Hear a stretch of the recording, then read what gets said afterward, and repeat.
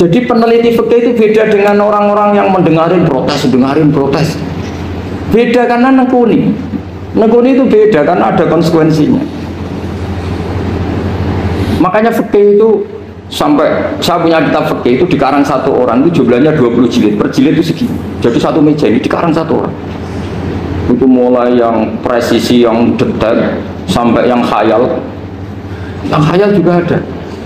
Yang khayal itu tadi beliau banyak menghayalkan gini. Suatu saat Anda datang ke Mekah itu hanya butuh waktu 20 menit. Zaman itu belum ada pesawat. Lalu boleh gak jamak? Boleh gak nakal? Nakal itu begini. Sama orang kaya punya jet pribadi, misalnya ada Ronaldo masuk Islam, orang kaya itu bisa gak puasa karena begini, misalnya dia orang, contohnya orang Arab ya, orang Arab jangan orang nah, contohnya itu dibalik saja. Di sini itu kalau imsak jam berapa? Imsak Ramadan jam berapa? Digai 3:30 aja biar aman ya. Kalau 3:30 kan masih imsak. Dia terbang ke Mekah. Jadi orang sini puasa jam 5 kan mulai puasa. Dia terbang ke Mekah kan masih malam. Makan terus dia. Mekah mau ada matahari terbang lagi ke barat.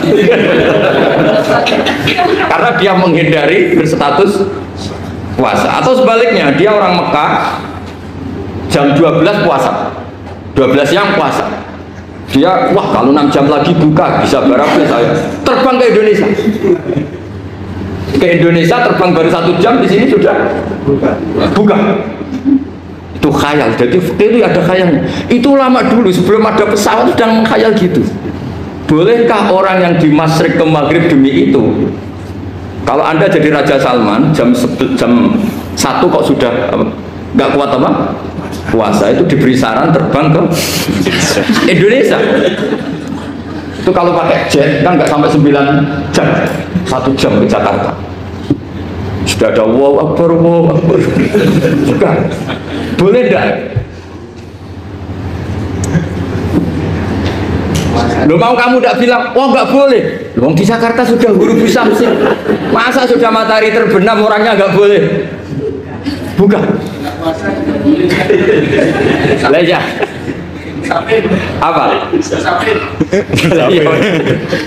Kalau resikonya gini, sampean mungkin nggak mikir, resikonya gini, kalau dia berstatus musafir bolehnya buka karena musafir, pertanyaannya dia wajib bayar. Kan musafir bolehnya kodok nanti harus bayar, tapi kalau dia buka normal kan tidak harus bayar. Beda, efek pakainya beda.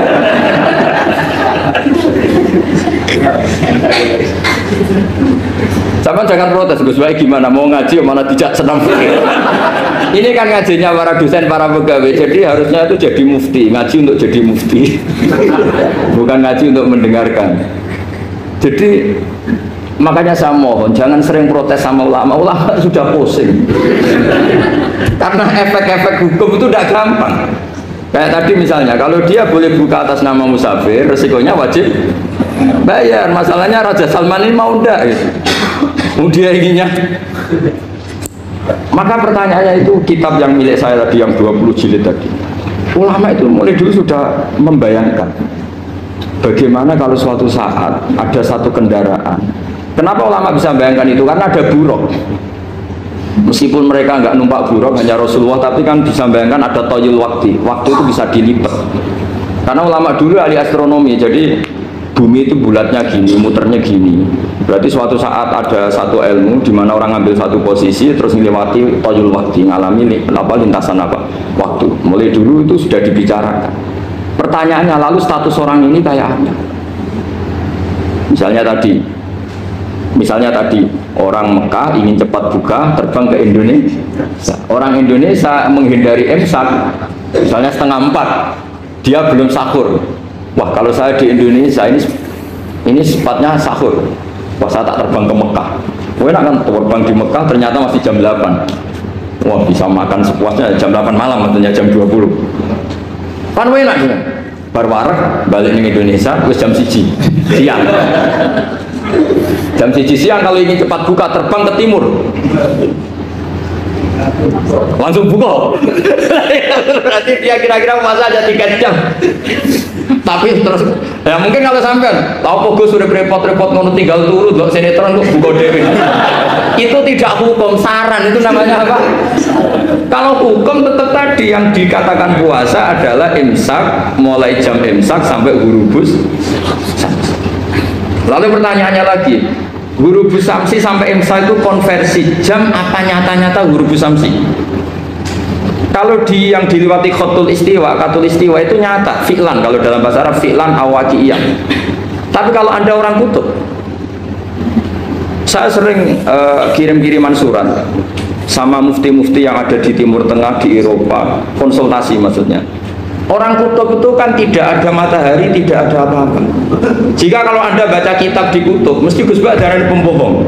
Misalnya orang kutub ngaji saya, kamu harus subuh sebelum matahari terbit. Sekali matahari terbit, waktunya hilang.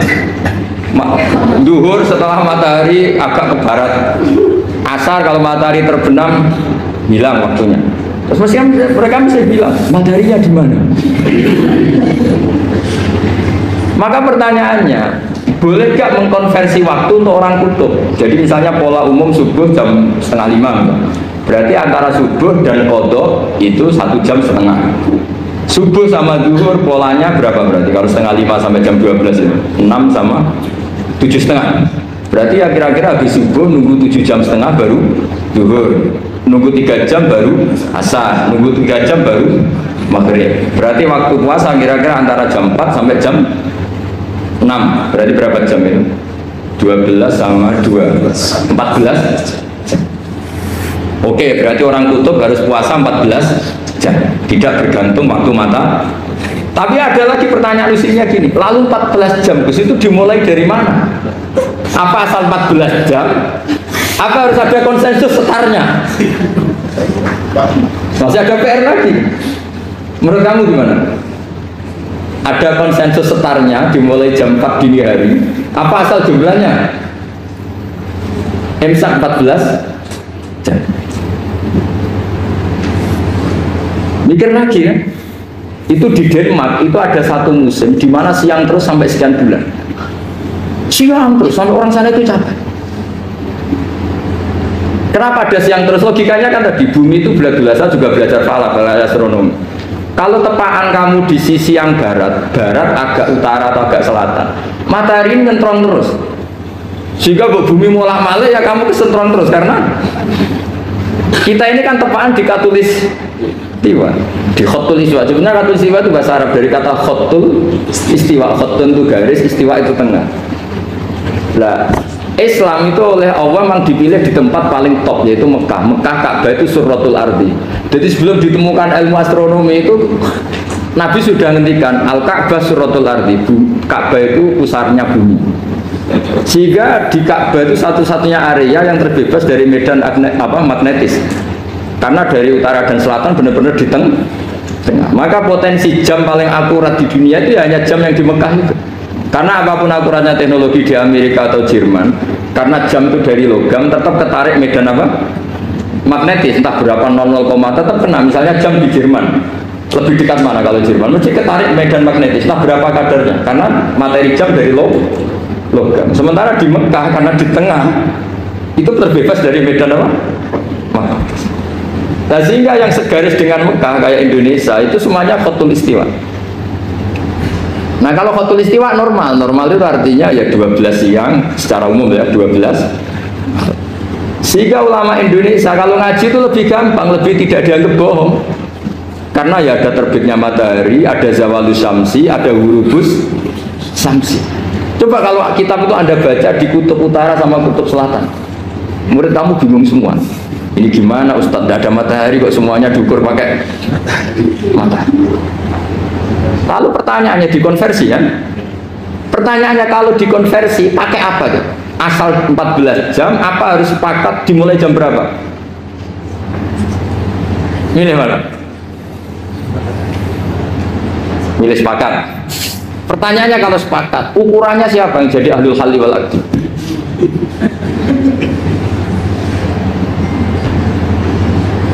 Jadi orang fikih itu sudah bingung, makanya saya mohon jangan sering diprotes. Saya pernah ketemu ulama, saya kan sering ikut komunitas di New Zone, itu andekan dibur, itu pas persis Ka'bah. Jadi buminya itu kalau dibur itu pas persis Ka'bah. Lalu pertanyaannya, ada kiblat tidak di sana? Ya bumi kan gini ya, kalau dalam bahasa falak itu ada rubuk namanya. Rubuk itu bumi yang sewaktu itu hanya yang seperempat. Ya bumi yang sewaktu itu hanya seperempat. Jadi kita sekarang siang, berarti yang baru siang hanya seperempat bumi. Nanti yang malam ya hanya seperempat bumi. Ya misalnya sekarang kita di sini siang, di Arab Saudi kan belum, ini masih setengah 6. Ini sekarang di Arab Saudi baru setengah 6. Lah itu ada daerah di mana dengan Ka'bah itu pas atas sama bawah. Harusnya kan bebas arah. Apa? Bebas arah. Lalu orang sana sholatnya itu menghadap kemana? Pernah ulama New York itu minta fatwa ke Rabitatul Alam Al-Islami. Lalu kita harus menghadap kemana? Makanya dalam dunia anekdot ulama itu ada anekdot Abu Nawas itu orang yang nggak pernah kalah debat. Dia itu terkenal nggak pernah kalah debat. Tapi dia ada ilmuwan. Dia punya tetangga ilmuwan, punya pengaruh besar. Semua orang ngaji ke ilmuwan itu. Mantelnya bukan main, karena dia ahli falak, ahli astronomi.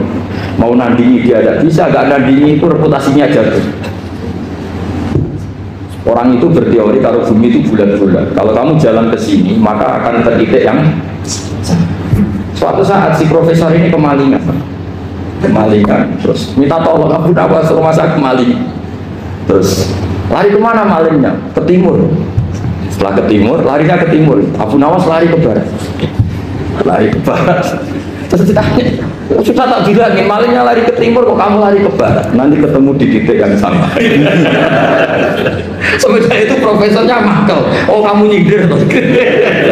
Artinya Abu Nawas gak terima. Teori Anda itu gak bisa. Secara keilmuan benar, tapi secara faktual gak boleh. Berarti kalau ada orang ngejar istrinya lari ke timur, dia harus tetap ke barat. Nanti ketemu di titik yang sama. Jadi malingnya tuh lari ke timur, Abu Nawas ngejar ke barat. Ketika ditanya profesornya, sudah bilangin malingnya tuh lari ke timur, kenapa ada ke barat? Kataan, kan nanti ketemu di titik yang sama karena bumi bulat. Nah pertanyaannya gini, lalu kalau yang segaris itu ada arah enggak? Kayak New York tadi. Menurut kamu tetap berkiblat apa enggak usah? Loh kalau yang rubuk jelas. Belum gitu, kalau rubuk begini loh, misalnya begini, terus kamu di sini sama sini kan masih ada arah, tapi kalau sini sama sini masih butuh kiblat. Lalu sama ndak usah protes, orang protes sudah pusing, ndak usah diprotes, karena yang dipikir itu macam-macam. Nah ya makanya ini mengkaji ya, saya mohon ya kayak tadi ini mengkaji, saya mohon saya cukupkan sekian, sementing apa ya kita ada respeknya lah sama ulama. Jadi ulama itu susah, mikirnya susah, harus tanggung jawab di depan Allah, di dunia diprotes terus. Ya saya kira demikian. Assalamualaikum warahmatullahi wabarakatuh.